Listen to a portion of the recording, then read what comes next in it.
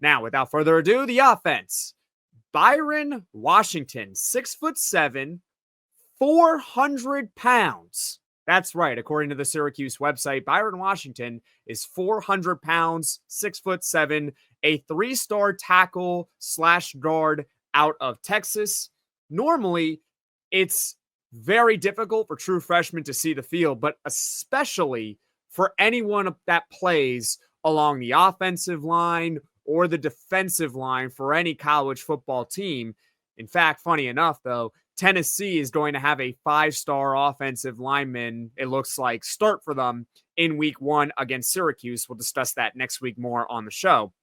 But offensive line coach Dale Williams, we talked about this yesterday, he named Byron Washington one of the 10 offensive linemen that were standing out in fall camp. So to me, that right there suggests that Byron Washington is going to really see the field a lot in his true freshman season. Even if he is not starting, he will be on the second team for Syracuse football. Think about it this way. How often do the same 5 offensive linemen start every single game for a team in any given season? The answer is nearly 0% of the time. I'm not going to sit here and say it never happens, because I'm sure you can find examples of it happening where the same 5 guys started every single game for any team that's out there, whatever level of football you want to talk about, NFL, college, high school, below high school. Point is, though, it is very, very rare for all 5 offensive linemen to see the field throughout the entire season, just to stay healthy.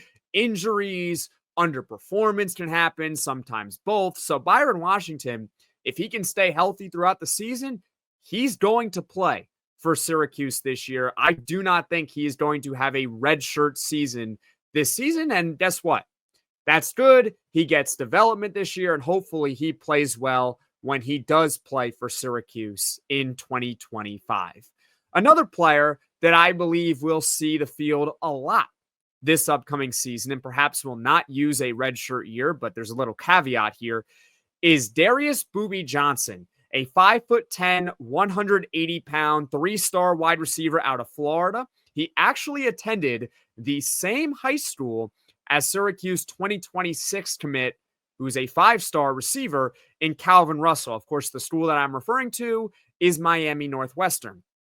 Unfortunately for Darius Johnson, and this is the caveat here, is that he's currently dealing with a broken leg, which is going to sideline him for the beginning of this season. We're unsure exactly how many games he is going to miss. I think we talked about it either earlier this week or late last week, that the injury timetable seems to be probably at least the first 3 games of the year that Darius Johnson will be out.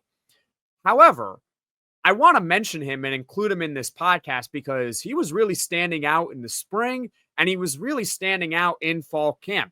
Prior to the injury, Fran Brown was saying how Darius Johnson is running on the second team, sometimes the third team as well, but the second team is really what stands out to me, because if you're on the second team, you're pretty close to being on the first team. It only takes 1 or 2 injuries or underperformance to really get on the field. Fran Brown also called him their own version of Wes Welker. Now, I think that's tremendous praise. I don't know if Darius Johnson is on Wes Welker's level just yet, but the head coach definitely thinks highly of a guy like Darius Johnson. It's just unfortunate that he's dealing with this injury right now, because he's someone who I think, when healthy, is going to see the field for Syracuse, whether it's at wide receiver in the slot or it's on special teams.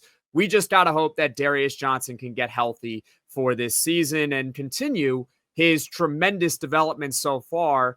A matter of fact, I'm starting to think that with a guy like Darius Johnson, he was a 3-star guy out of high school. Maybe he was overlooked a little bit. Time will tell on that, but early returns on him seem to be that maybe he should have been a little bit higher than where he was rated by the recruiting services. As far as final offense thoughts here, I don't anticipate that much more from the true freshmen on the unit this season. As far as the quarterbacks are concerned, Luke Carney and Rich Bellin, 2 3-star guys with a lot of promise, a lot of potential there.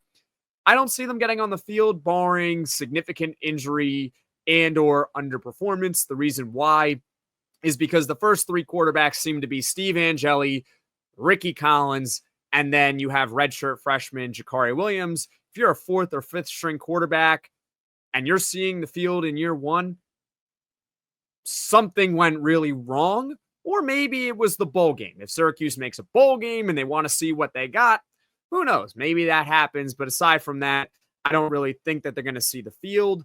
Maybe offensive lineman Khalil Stewart will see the field, but Dale Williams, the offensive line coach, did not mention him as one of the 10 offensive linemen that has stuck out so far in fall camp, meaning he's not going to be on the first team or the second team for Syracuse this season, unless maybe they make him the backup center, in which case he's by default on the second team if something were to happen to Austin Collins. Of course, it's also possible for some of the skill players that Syracuse recruited in 2025 that they see the field on special teams, but we'll see where they all fall when the official depth chart comes out sometime next week.